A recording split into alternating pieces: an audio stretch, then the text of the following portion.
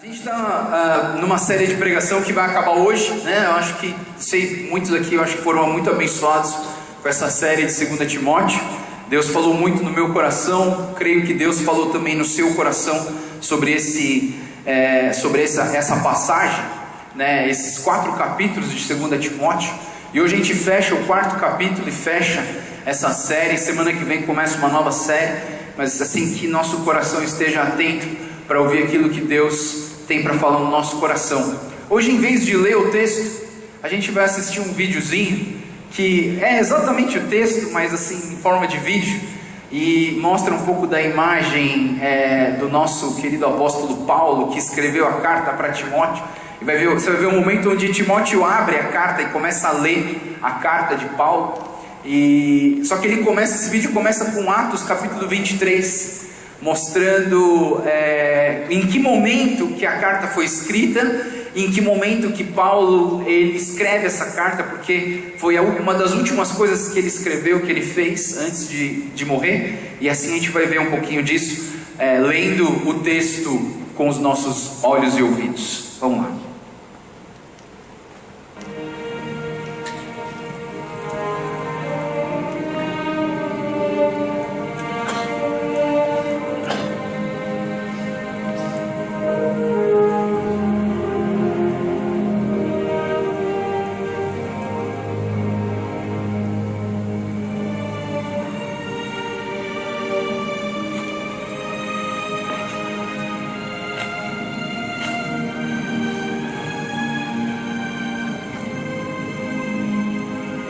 Paulo, tem ânimo, porque como de mim testificaste em Jerusalém, assim importa que testifiques também em Roma.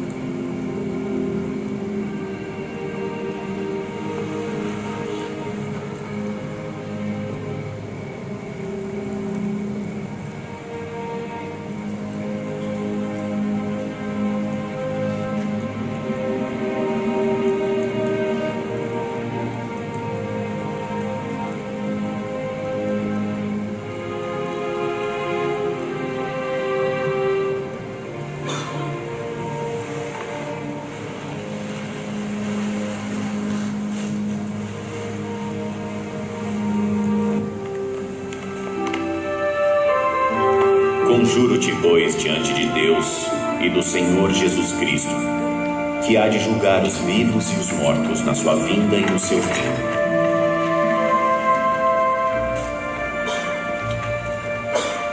Que pregues a palavra, instes a tempo e fora de tempo, corrijas, repreendas, exortes com toda a longanimidade e doutrina.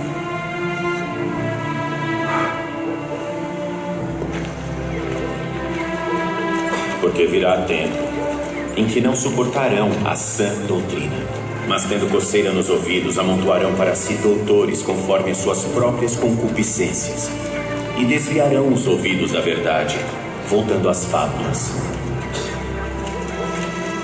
Mas tu, sê sóbrio em tudo, sofre as aflições, faze a obra de um evangelista, cumpre o teu ministério.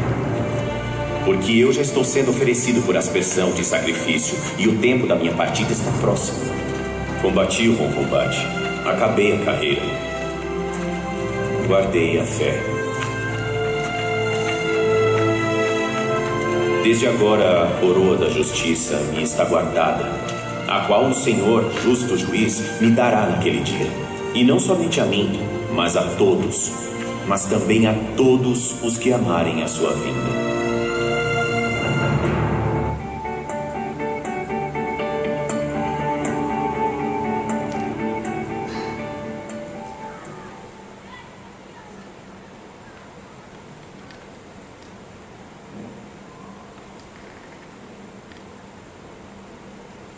São eles servos de Cristo? Estou fora de mim para falar dessa forma. Eu ainda mais, trabalhei muito mais. Fui encarcerado mais vezes. Fui açoitado mais severamente. Exposto à morte repetidas vezes. 5 vezes recebi dos judeus 39 açoites. 3 vezes fui golpeado com varas. 1 vez apedrejado. 3 vezes sofri naufrágio. Passei uma noite e um dia exposto à fúria do mar.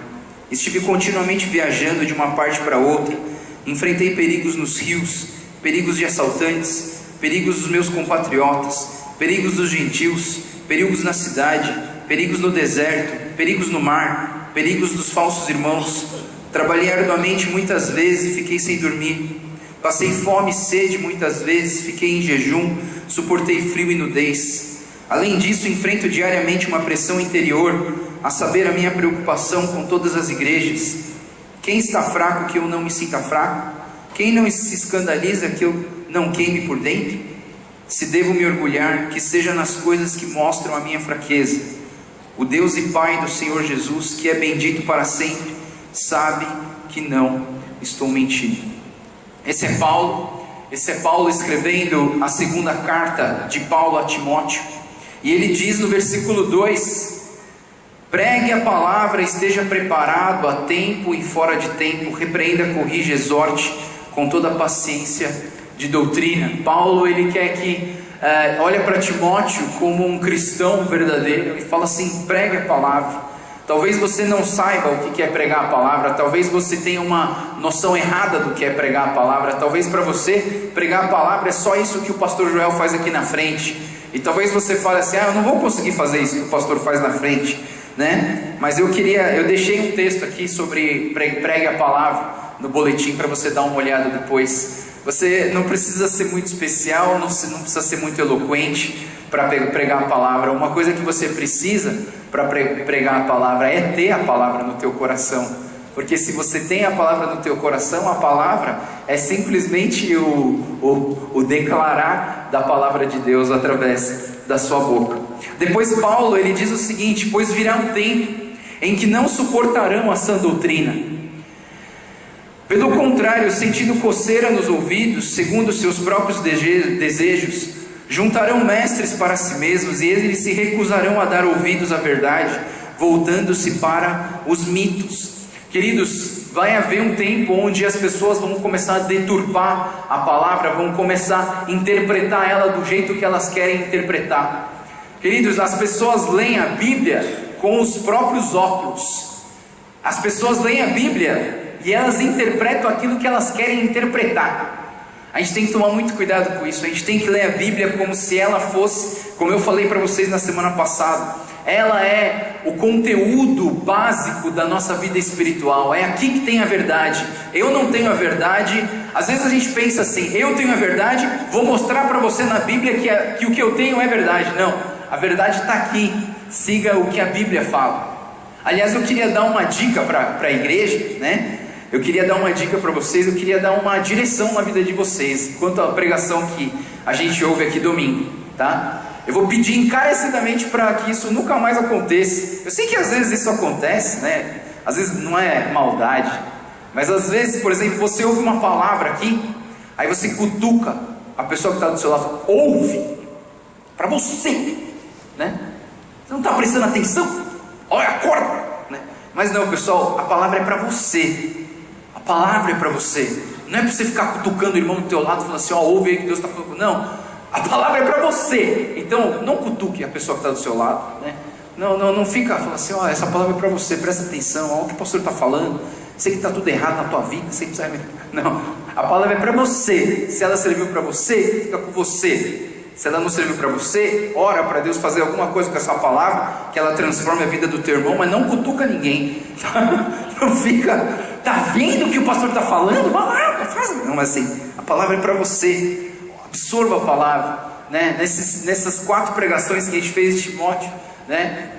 A gente viu a questão do poder, o amor, o equilíbrio, a questão do soldado, do atleta, do lavrador, a questão da palavra inspirada por Deus. E hoje eu queria que a gente pudesse terminar com um texto que está no versículo 7 e 8, que diz assim: Paulo, depois de tudo aquilo que ele fez, de todo o sofrimento, de todas as pregações, de tudo que Deus falou com ele, tudo que o Espírito Santo falou com ele, sabe, ele chega nessa carta, nesse último capítulo, escrevendo para Timóteo, e ele diz: combati o bom combate, terminei a corrida, guardei a fé. Agora me está reservada a coroa da justiça que o Senhor, o justo juiz, me dará naquele dia, e não somente a mim, mas também a todos que me amam, que amam a sua vinda. Queridos, uma coisa que eu como pastor preciso fazer nessa igreja é te preparar para o fim. Sabe, nós acostumamos a desistir muito fácil das coisas. Não desista das coisas. Sabe, ontem mesmo eu estava falando com os líderes da INC, e o diácono Dino, ele falou para eles assim: pessoal, não desiste fácil não. Sabe, coloca uma meta, tipo, eu vou estar compromissado com isso aqui até o final do ano. Não desiste por coisas que acontecem no seu dia a dia. Se você estipula uma data, essa data vai te ajudar a entender que aquilo é importante. Talvez você prossiga por mais anos, mas estipula uma data e vai atrás. Sabe, eu como pastor, eu preciso olhar para a vida de vocês, eu preciso treinar vocês para o fim. Não vou aqui falar exatamente do fim do mundo, mas você precisa estar preparado. Você precisa estar preparado para em todo momento, em qualquer momento que as coisas acontecerem, você poder estar pronto para ir para a glória do Senhor Jesus. Não quero que ninguém morra aqui agora, não quero, né? No final todo mundo vai morrer, mas assim, não quero, esse não é o meu desejo. Mas o meu desejo é que você esteja preparado. Sabe, esses dias lá perto da casa da minha mãe, na Lapa, estava chovendo, começou a ventar, um cara estava fechando um portão de ferro da garagem dele, a árvore caiu em cima de um poste, o poste estourou o fio encostou no ferro e o cara morreu. Quando que vai acontecer um negócio? Eu não sei, não desejo isso para a sua vida, não desejo de forma alguma. Eu oro, aliás, todos os dias para Deus proteger, abençoar a vida, prosperar sobre a vida de vocês. Eu não oro para Deus arrebentar, acabar com a vida de vocês de jeito nenhum, mas eu não sei a hora, eu não sei o que vai acontecer, então a gente precisa estar preparado. Então, pessoal, hoje eu queria que a gente pudesse olhar para esse verso que fala sobre 3 verbos: combati o bom combate, terminei a corrida e guardei a fé. Eu queria que a gente pudesse fechar esse capítulo, esse livro de Timóteo com esses 3 verbos, e que a gente pudesse pensar nisso, olhar para as nossas vidas e entender que esses 3 verbos, eles resumem a trajetória da nossa vida cristã.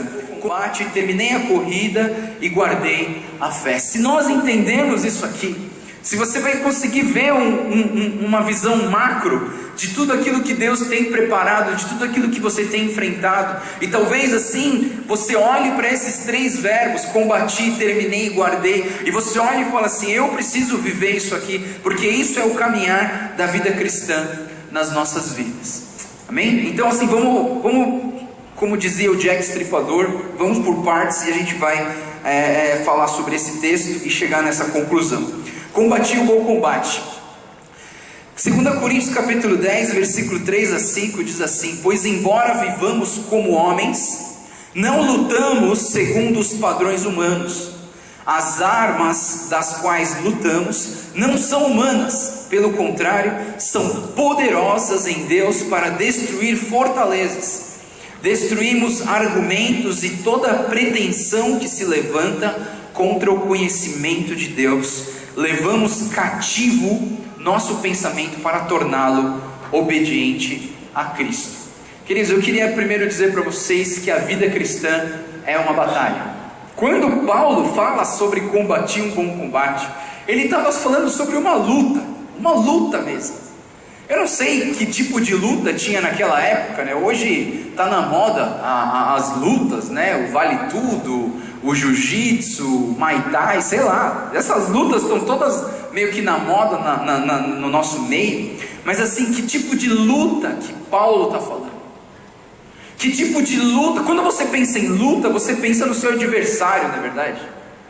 E às vezes a gente pensa que o nosso grande adversário, mais temível de todos, é o diabo. Eu queria dizer para vocês que o diabo é o menor deles. O diabo, a gente faz assim nele, pisa e faz assim, ó, acabou. Os nossos grandes inimigos, primeiro, o nosso grande inimigo é a nossa carne. Sou eu mesmo. Nosso grande segundo inimigo é o mundo. O mundo quer te engolir. O mundo, as concupiscências, os desejos, as cobiças, eles querem te cobrir. A gente vai falar um pouco sobre isso na série que começa na semana que vem. Mas eu queria aqui olhar para esse texto e mostrar que a nossa vida é uma luta. Todos os dias que você acorda por uma luta. Existe uma expressão do ditado popular que fala assim, que a gente mata um leão por dia, não é verdade? Todos os dias a gente luta contra um leão, não é um imposto de renda, mas assim, a gente luta contra um leão para a gente tentar vencer ele. Todos os dias a gente enfrenta leões na nossa vida e chega no final do dia e você pensa, será que eu venci ou será que eu perdi? Sabe, para você entender se você ganhou ou se você perdeu, eu acredito que isso não é determinado pelos nossos resultados, mas isso é determinado pelo processo e por onde os seus pés e a sua vida está baseada. Mateus capítulo 7 fala sobre 2 homens que construíram 2 casas. Um homem construiu sua casa na areia e um homem construiu sua casa na rocha. A tempestade era igual, o versículo 23 e 25 é igualzinho. A mesma tempestade veio para os 2, mas uma casa caiu e a outra não caiu. Sabe, a gente tem lutas diárias, todos os dias a gente vai lutar. Todo dia tem uma luta. Eu não estou falando que você tem que brigar com a tua esposa todos os dias, não, pelo amor de Deus. Tomara que você um dia pare. Tomara que você um dia pare, que não brigue mais. Mas sabe, todos os dias a gente tem luta contra sabe, os problemas da nossa vida, no trabalho, funcionários, e a gente tem problemas, e às vezes é a educação dos nossos filhos, e às vezes é o meu trabalho, às vezes é o meu patrão, às vezes sei lá, eu estou com alguma doença, eu estou com algum problema. A gente tem várias dificuldades nas nossas vidas, e eu queria que nós pudéssemos entender que não existe vida cristã sem luta. Você que decidiu viver a vida cristã, você decidiu entrar numa batalha, e não é uma batalha rápida, né, de 3 minutos, né? É uma batalha bem longa, mas que você vai precisar lutar. Nós já temos o resultado, é engraçado, né? Eu vou terminar com isso, mas assim, a gente precisa entender que a vida cristã é uma luta diária. Todos os dias você acorda, você deveria fazer alguma coisa, você deveria orar, você deveria fazer uma ginástica, porque a vida é difícil, é uma luta diária. Em 1 João capítulo 2, versículo 15 a 17, o texto diz que não ameis o mundo e nem o que há no mundo, e se alguém ama o mundo, o amor do Pai não está nele. Porque tudo que há no mundo, a concupiscência da carne, a concupiscência dos olhos, a soberba da vida, não vem do Pai, mas sim do mundo.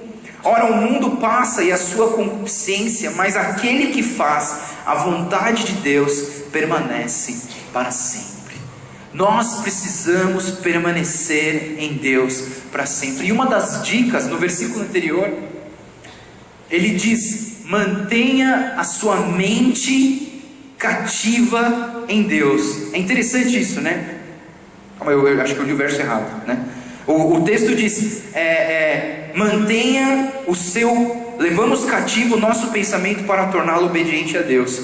Sabe, todos os dias de manhã eu vou dar uma dica para vocês. Ora e fala assim: Deus, mantenha o meu pensamento cativo no Senhor. Quando nós estamos com o nosso pensamento em Deus, Ele está sempre passando na nossa cabeça. E aí, quando a gente tem uma situação diferente, a opinião de Deus vai fazer diferença para nós. Mantenha o seu pensamento cativo em Deus. E aí a gente leu esse texto, eu acho que eu li o posterior. Digo, porém, andai no Espírito, e não cumprireis a concupiscência da carne, porque a carne luta contra o Espírito, e o Espírito contra a carne, e estes se opõem um ao outro, para que não façais o que quereis. Ou seja, mais uma vez falei, o nosso grande inimigo é a nossa carne, o nosso grande inimigo é o mundo, e a carne, ela luta conosco todos os dias, né? A nossa carne não tem vontade de vir para a igreja. Eu não sei se você já passou por isso, mas assim, você acorda domingo e você pensa assim: não quero ir. Não, eu não vou. Mas depois que você vem, é sempre bom, na verdade.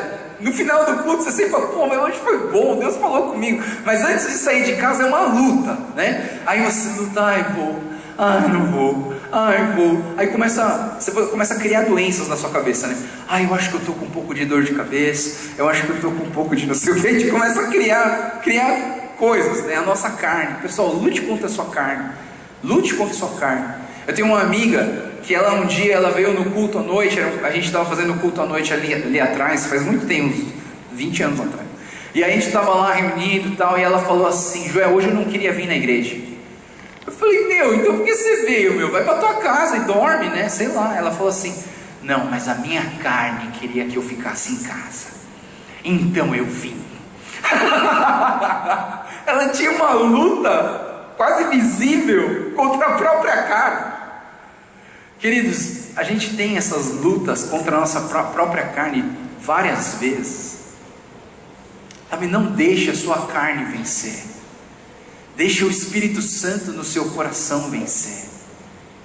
Se o Espírito Santo está te dando uma direção, deixa o Espírito Santo vencer a sua carne. A gente sempre pende para o lado mais fácil, para o lado mais confortável, para o lado mais tranquilo. Não tem nada de errado de você viver uma vida tranquila, confortável, não tem. Mas algumas vezes o Espírito Santo fala para você, faz isso. E aí você fica assim, não, tô cansado, né? Eu trabalhei tanto, tá? Não deixa a sua carne vencer. E outro texto que eu li, que eu acho que eu não tinha passado aqui primeiro, não ameis o mundo, nem o que há no mundo, mas se alguém ama o mundo, o amor do Pai não está nele. Porque tudo o que há no mundo, a concupiscência da carne, dos olhos, a soberba da vida, não vem do Pai, mas sim do mundo. Ora, o mundo passa, a sua concupiscência, mas aquele que faz a vontade de Deus permanece para sempre. O mundo, ele quer te engolir, né? O mundo, ele quer te pegar, né? A gente não está falando do mundo, o planeta Terra, né? A criação de Deus. A gente está falando de um mundo que as cobiças, as nossas vontades, né? Os nossos, sabe, a gente quer ter uma vida bem tranquila, mas a vida não é sempre tranquila. E aí quando a gente vem por momentos difíceis, a gente começa a culpar alguém, né? E a gente costuma culpar alguém que não fala muito. A gente joga as culpas para Deus e fala, pô Deus, você não falou que ia cuidar de mim? Eu não entreguei minha vida para o Senhor, agora eu estou passando por isso, né? A gente sempre pende para o lado que é mais fraco. Mas a vida cristã é uma luta. É uma luta, e Deus quer que você vença, Deus quer que você saia vitorioso nessa batalha. Eu não sei se você gosta, pouca gente gosta de boxe, mas eu gosto muito de boxe. E tem um dos lutadores que eu gosto muito, né, no passado, acho que ele não luta mais, mas é um cara chamado Evander Holyfield, que é o cara que tomou uma mordida na orelha um dia, né? Mas assim, um dia, ele é cristão, ele um dia estava dando uma entrevista e ele disse o seguinte, isso me marcou muito, porque tem a ver com a vida de Timóteo. Timóteo está sendo instruído por Paulo para lutar, para viver uma vida de luta. E quando Paulo fala sobre Timóteo, ele fala assim, Paulo, mantenha a fé que você recebeu da sua avó, que você recebeu da sua mãe, e que você também tem essa fé. E o Holyfield, ele diz o seguinte, eu luto e continuo a lutar e não desistirei, e isso eu aprendi da minha mãe. Né? Uma das características do Holyfield é que quando ele lutava, ele não desistia, mesmo que ele estivesse perdendo, ele não desistia, ele continuava a lutar e continuava a lutar. Eu queria deixar isso para vocês, continuem a lutar, continuem a lutar. Você não está vencendo? Continue a lutar. Está difícil? Continue a lutar. Não está dando certo? Continue a lutar. Puxa, mas não estou conseguindo vender o que tinha que vender? Continue a lutar. Puxa, meu casamento não está como eu queria que estivesse. Continue a lutar. Continue a lutar. Sabe, Deus, Ele quer que você tenha essa firmeza. Deus quer que você não desista por qualquer coisa na sua vida. Eu vejo pessoas aqui, eu converso com muitas pessoas nesse culto, e eu vejo que muitas pessoas aqui têm muita persistência. Pessoas que tentaram uma vez, não deu certo, tentaram duas, não deu certo, tentou 5 e não deu certo, na 6ª deu certo. Mas não deixe de lutar, não deixe de lutar com Deus. Um dia teve uma situação onde Jacó se encontrou com um anjo, e Jacó falou assim, anjo, eu quero que você me dê a bênção. E aí o anjo falou, Jacó, larga no meu pé que eu não quero te dar bênção. E aí Jacó começou a lutar com o anjo. E ele lutou, diz o texto que ele lutou a noite inteira. E aí o anjo ficou bravo, deu um chute na perna do Jacó, assim, o Jacó ficou meio mancando. Mas aí o anjo falou assim: Jacó, você não vai mais se chamar Jacó, você vai se chamar Israel, e eu vou te abençoar. Sabe, às vezes a gente precisa entender a nossa vida cristã, nós precisamos lutar todos os dias. Segundo verso que a gente vai ver nesse texto, né, é o terminei a corrida, né? E não sei quantos aqui correm, né? Eu não gosto de correr, eu gosto de pedalar, eu gosto de pescar, eu não gosto de andar muito também, mas assim, se precisar eu ando, né? Mas assim, eu não sei quem gosta de correr, eu acho bonito gente que gosta de correr. E teve uma corrida, até a Esther, né, levou as filhas dela do Princess Running, né? Sei lá como que chama, né? Mas é a corrida das princesas. E lá ninguém quer chegar em primeiro lugar, sabe? O objetivo não é chegar em primeiro, o objetivo é chegar, o objetivo é participar. Eu acho legal isso, né? Porque a gente, quando você, por exemplo, eu participo de um grupo de bicicleta, né? E quando a gente anda de bicicleta, quando eu vou pedalar com esses caras que pedalam muito, a minha vitória não é chegar em primeiro, a minha vitória é chegar. Eu não estou preocupado em chegar em primeiro, porque eu sei que eu não vou chegar, mas minha preocupação é conseguir chegar em casa, né? E eu acredito que essa talvez seja a questão de você na sua vida cristã.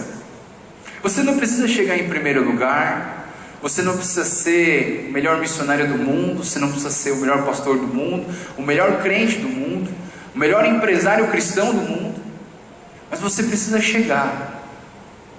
Sabe, esses dias a morte tem passado muito na minha cabeça, não porque eu quero morrer não, mas sim, em volta de mim eu tenho estado com pessoas em fase terminal do câncer, e assim, tenho refletido muito sobre a morte. Eu já fiz alguns funerais e quando eu vou para um funeral de uma família que não tem Jesus no coração, que não acredita em Deus, o desespero das pessoas em perder alguém é muito grande. Mas eu fui em alguns funerais onde a família tinha certeza absoluta que aquela pessoa morreu totalmente buscando a Deus, terminou a corrida dela buscando a Deus. E aí o final do enterro é diferente. Eu vi um enterro que, quando acabou o enterro, todo mundo foi para o Outback, começou a contar piada, e lembrar da vida da pessoa e agradecer a Deus, porque tinha certeza que essa pessoa estava nos braços do Pai. E eu, pensando na morte, eu cheguei numa conclusão legal. Eu pensei que assim, que a morte na verdade é voltar para a casa do Pai.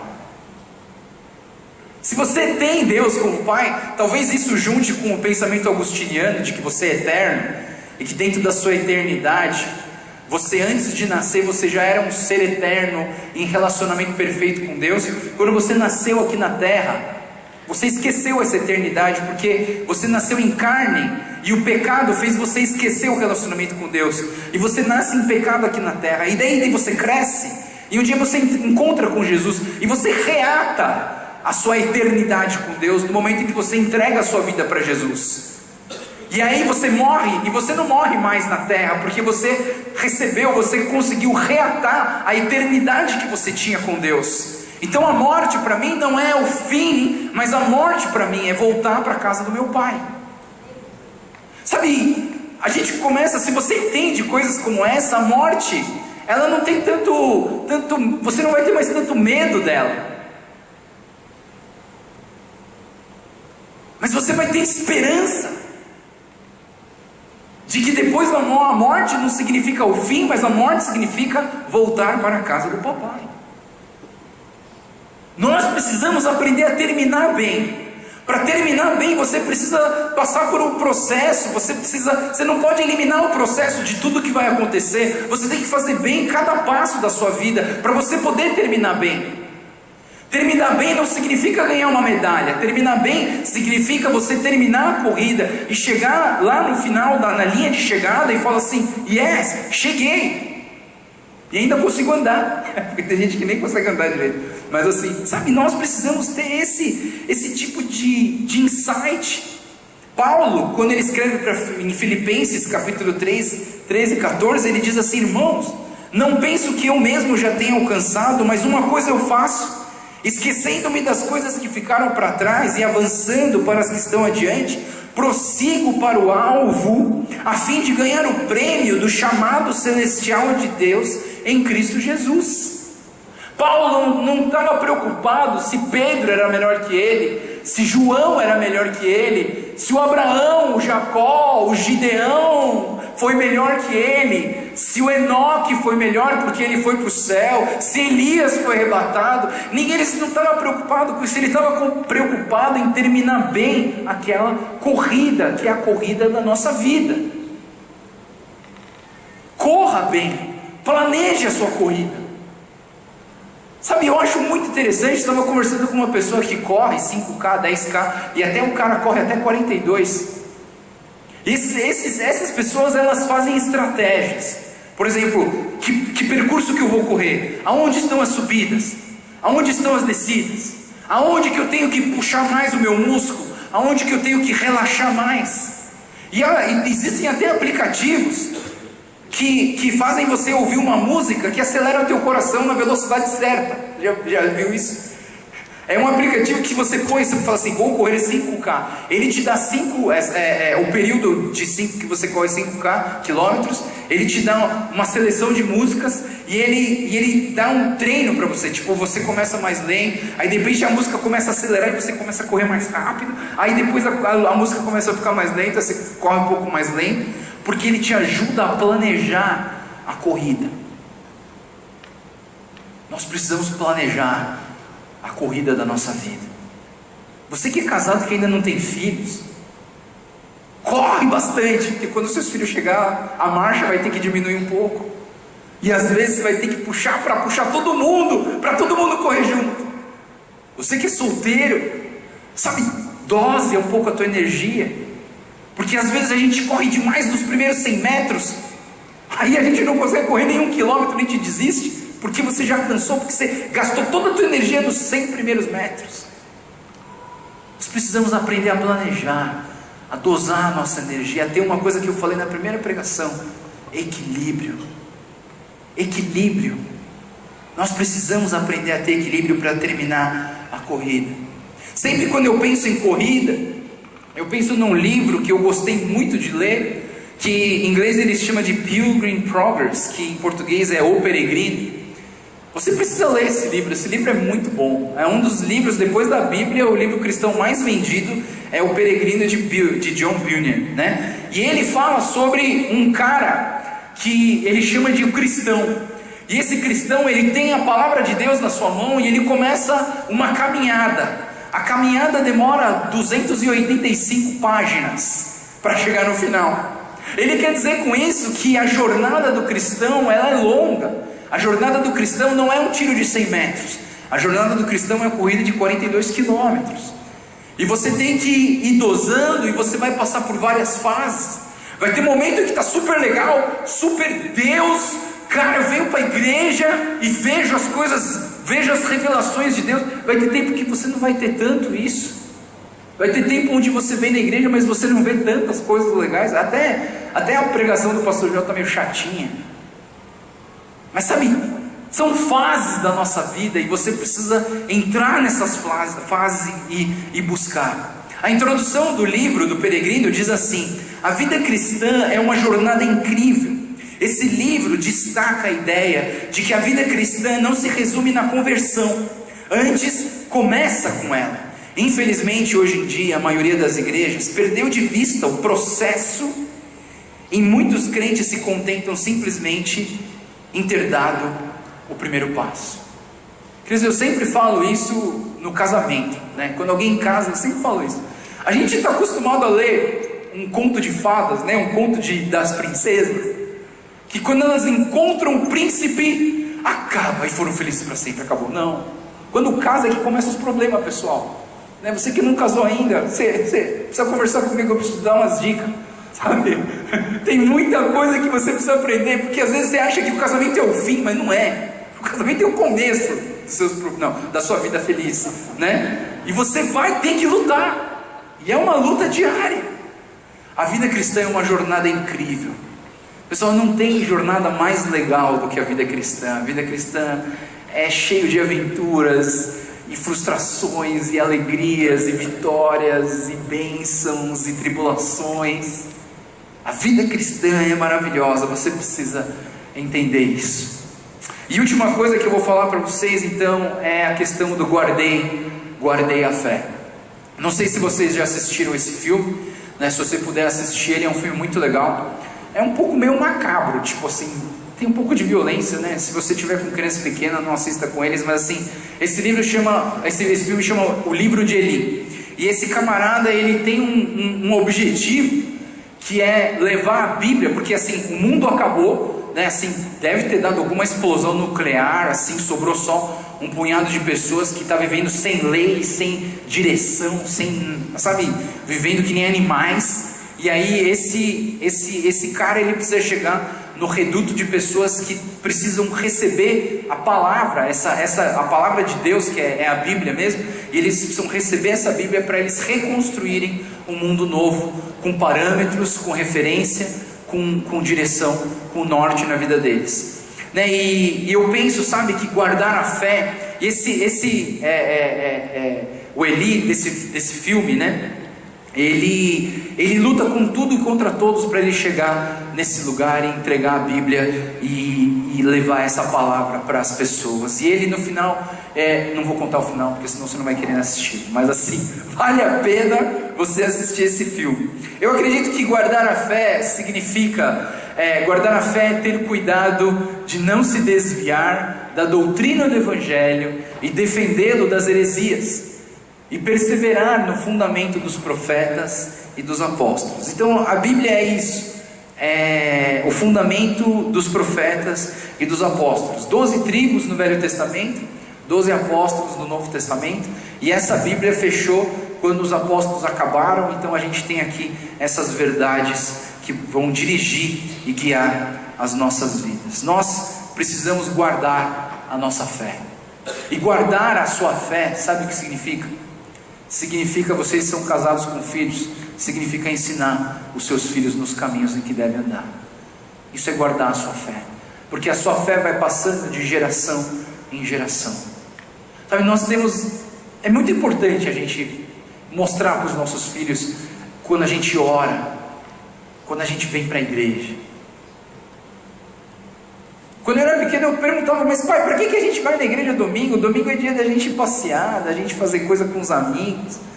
Sempre que um amigo meu no sábado falava assim, pai, ele falava para mim, Joel, dorme na minha casa, para domingo a gente... Aí eu fui falar para meu pai, posso dormir na casa do meu amigo para a gente brincar amanhã? Ele, não filho, amanhã tem igreja. Aí eu começava a pegar raiva da igreja, né? Caramba, pai, queria brincar com meu amigo e tem que ir na igreja. Aí você acorda todo emburrado, vai lá, né? Aí depois no final é sempre legal. Aí eu comecei a fazer uma outra estratégia.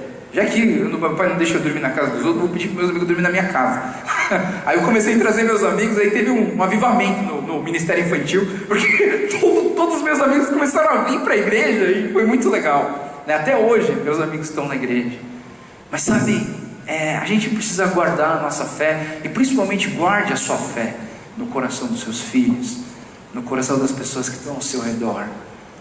Nós precisamos manter a nossa fé.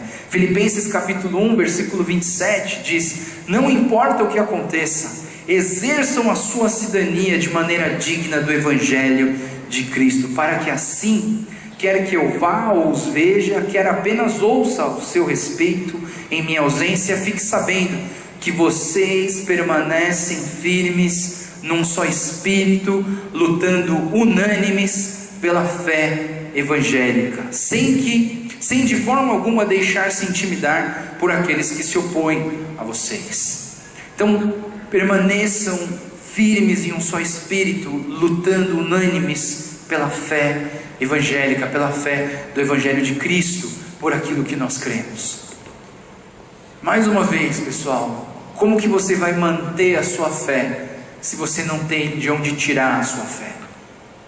É altamente necessário que você leia a palavra de Deus, que você invista no estudo bíblico na sua vida.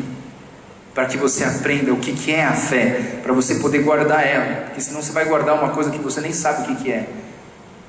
Existem pessoas que guardam as tradições da igreja, que guardam as suas próprias convicções e lutam pelas suas próprias convicções e provam as suas convicções com palavras dentro da Bíblia, mas que não são a Bíblia. Queridos, é muito perigoso isso. Eu já falei essa frase para vocês: um texto fora do contexto é pretexto. Um texto fora do contexto é pretexto. Você pode pegar uma passagem da Bíblia aqui e falar assim: olho por olho e dente por dente. E outra, foi Jesus que falou. E você pode aplicar isso na sua vida. Mas não é isso que Deus falou, não é isso que Jesus falou. Leia o contexto para você saber que isso está errado. Leia o contexto para você entender que Jesus falou: está vendo, olho por olho, dente por dente? É isso que não é para fazer, porque eu não faço isso. Nós precisamos ter o conhecimento da palavra, estudar a palavra para guardar a nossa fé. Terminando então, cristão aprovado: combati o bom combate, terminei a corrida e guardei a fé. Romanos 8, 37 a 39 diz: mas em todas as coisas somos mais que vencedores por meio daquele que nos amou, pois estou convencido de que nem a morte nem a vida, nem anjos nem demônios, nem presente nem futuro, nem qualquer poderes, nem altura nem profundidade, nem qualquer outra coisa na criação será capaz de nos separar do amor de Deus que está em Cristo Jesus, o nosso Senhor. Seja um cristão aprovado, seja um cristão que Deus olha e Deus se alegra com a sua vida.